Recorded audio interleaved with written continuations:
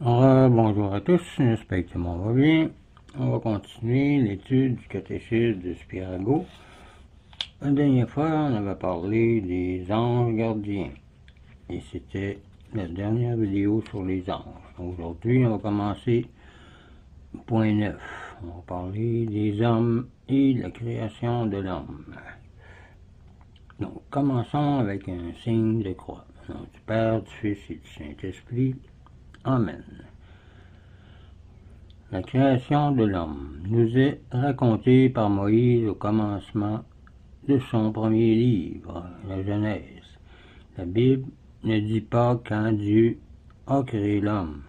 On admet cependant communément que ce fut à peu près 4000 ans avant Jésus-Christ que la Bible fut écrite, représentée par les 4 semaines de l'Avent. Premièrement, Dieu forma le corps de l'homme de limon et il lui inspira une âme. Genèse 2, verset 7. Comme la vapeur peut mue la machine, ainsi le souffle communiqué par Dieu et l'homme vivifie son corps. L'existence de l'âme est démontrée par les mouvements du corps, disait saint Théophile Dante.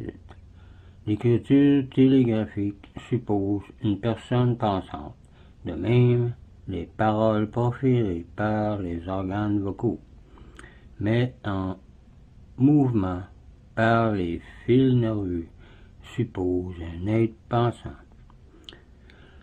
À quelqu'un qui disait qu'il ne croyait pas à l'âme parce qu'il ne la voyait pas, un autre répondit: alors vous n'avez pas non plus de raison, car celle-là, on ne la voit pas davantage non plus. On dit âme quand il s'agit de son union avec le corps, et on dit esprit quand il est question des facultés intellectuelles, de la raison et de la volonté. Il y a en nous qu'une seule âme, à la fois principe de la vie corporelle et douée de raison et de liberté. Quatrième concile de Constantinople en 862.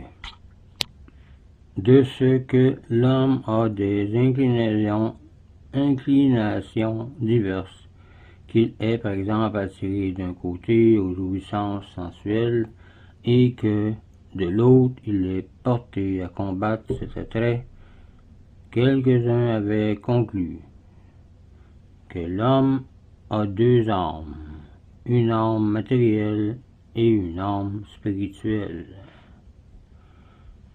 ce qui est totalement faux. Mais ces inclinaisons viennent simplement de l'attrait différent exercé sur l'homme par des biens divers, par les biens sensibles et par les biens spirituels. Voici un peu le rapport de l'âme et du corps. Le corps est le lieu où réside l'âme. Celle-ci se trouve dans le corps, comme l'amande dans le noyau, comme le bijou dans l'écrin, l'âme dans le vêtement, l'ermite dans sa cellule. Le corps est l'instrument de l'âme. Elle doit s'en servir pour obtenir le bonheur éternel. Le corps est à l'âme ce que la scie, le rabot, le marteau sont à l'artisan, le pinceau au peintre, l'orgne à l'artiste, l'orgue à l'artiste. L'âme est le guide du corps. Elle remplit à son égard le rôle du cocher, du pilote, disait saint Jean Chrysostome. Comme le cavalier dirige sa monture par les rênes, ainsi l'âme doit conduire et dompter le corps, disait saint Vincent Ferrier. On doit apprendre à se maîtriser. Souvent, hélas, l'âme se laisse diriger par les mauvaises passions du corps, et ces pensées mauvaises dégradent l'homme au niveau de la bête et se rend éternellement malheureux. En plus, c'est ce qui peut arriver. Quel désordre, dit saint Bernard, quand la maîtresse sert et la servante commande. L'âme anime le corps, c'est-à-dire lui donne la vie. L'homme ne fut vivant qu'après que Dieu lui eut insufflé une âme, disait Genèse 2, verset 7. Aussitôt l'âme sortit du corps,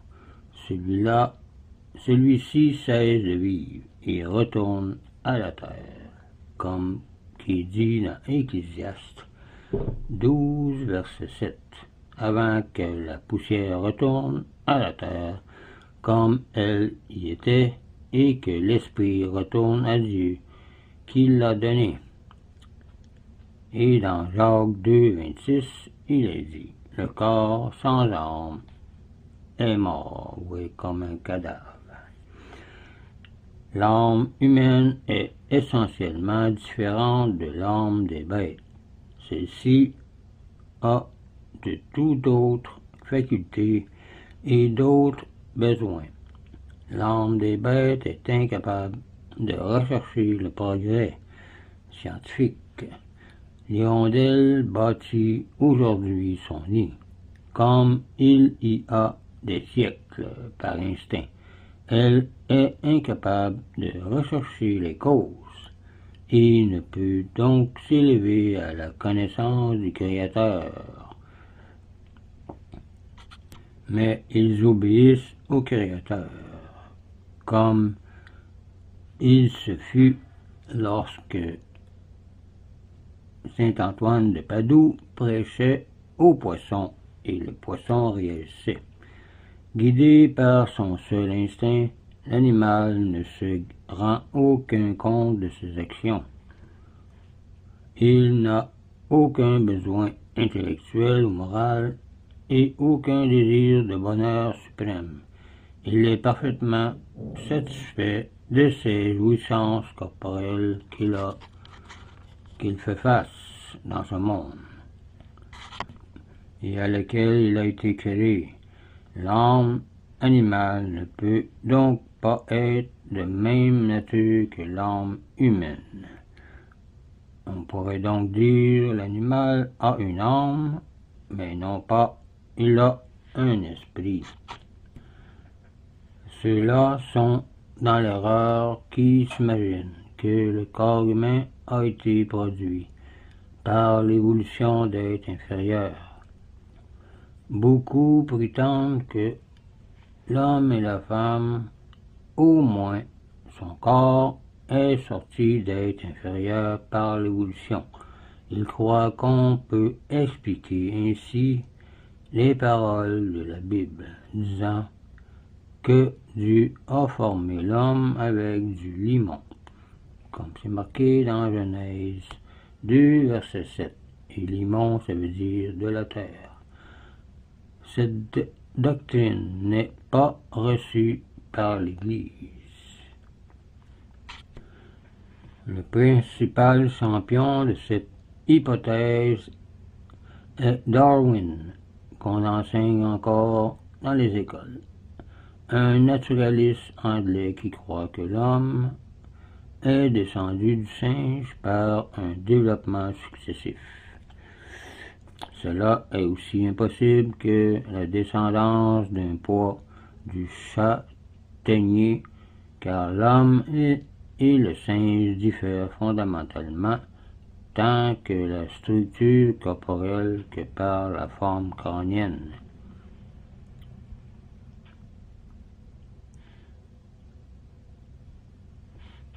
Huxley dit « Chacun des os du gorille a des caractères qui permettent facilement de les distinguer des os correspondants de l'homme. La différence entre le crâne d'un gorille et le crâne d'un homme est immense.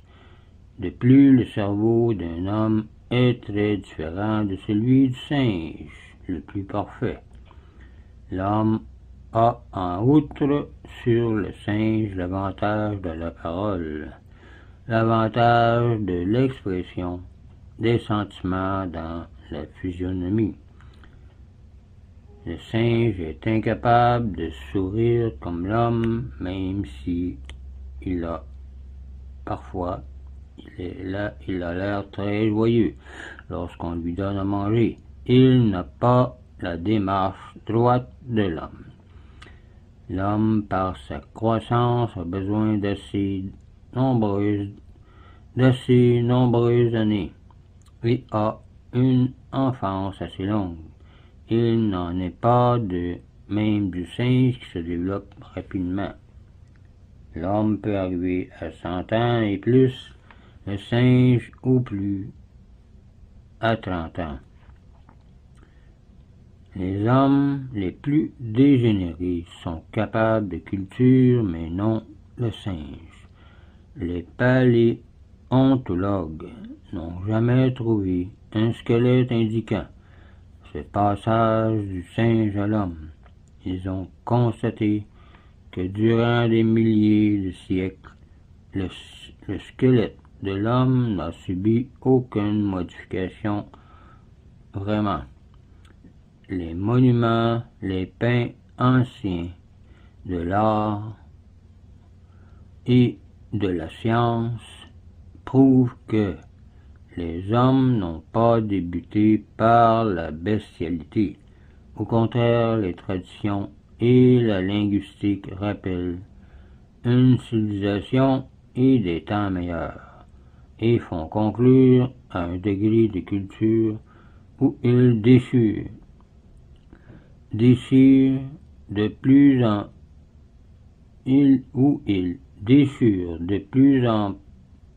en peint par le péché. Comme je viens de dire, l'homme peut atteindre un degré de culture d'où il déchire de plus en plus par le péché. Du reste, les singes qui ressemblent à l'homme ne lui ressemblent qu'en un point, dans la forme apparente des mains, des pieds et du crâne. Pour le reste, ils diffèrent radicalement. Les singes les plus semblables à l'homme, avec leur stupidité et leur bestialité, paraissent avoir été perdus pour montrer à l'homme ce qu'il serait sans son âme immortelle, et quelle reconnaissance il doit à son Créateur.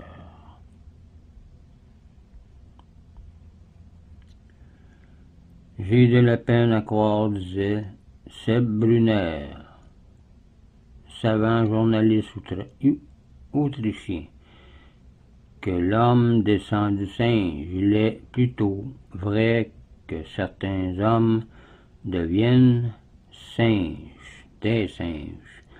Le péché contre la chasteté produit souvent dans la physionomie des enfants et des adolescents des traits simiesques, disait Albert Stoke.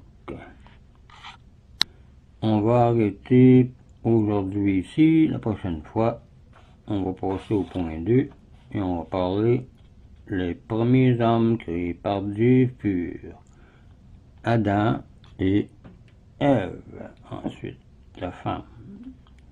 Donc je vous laisse là-dessus, je vous dis au revoir et union prière.